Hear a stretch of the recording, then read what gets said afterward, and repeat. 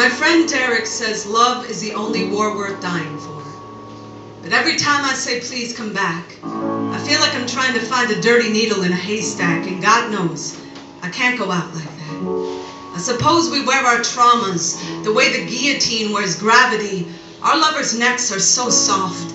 I lost my head so many times. I got sober just hoping my eyes would dry. Still I drink so much in my sleep, I can't sleepwalk a straight line to the guest room where collapse hangs so heavy inside her lungs. She speaks and her voice trips across her heartbeat. Each word limps into the air. We are gone, she says. And I am no mortician. I have no idea how to put makeup on the dead.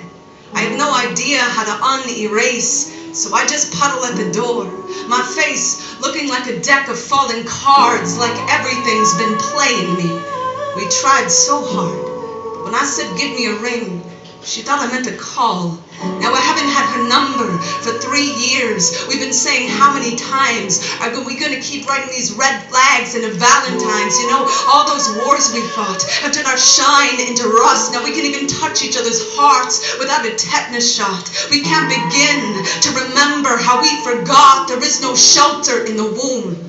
The heart forms long before the rib cage. My mother swore she could feel me kicking weeks before my feet formed. That's how hard my heart beat. And it still does.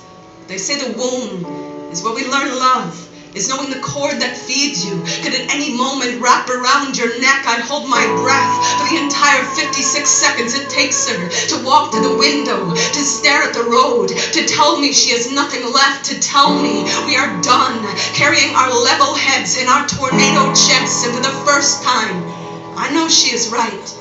As the dawn, after our first date, we were so young. I hadn't written an honest love poem yet. I hadn't met anyone I could fall so hard for. To the night we kissed on our skateboard. She teased me for going so slow. I said, I never want to catch up to the letting go. I want the plead in my throat to forever anchor my spine in the seams of your worn slippers, love. Even when that dove crashed through the window, even when our friend said, you can call it love, but you know Einstein called himself a pacifist when he built the bomb. When they ask why we stayed together for so long, I say I don't know. I just know we cried at the exact same time in every movie. I know we blushed every day. For the first 2 years, I know I always stole the covers, and she never woke me up. I know the exact look on her face.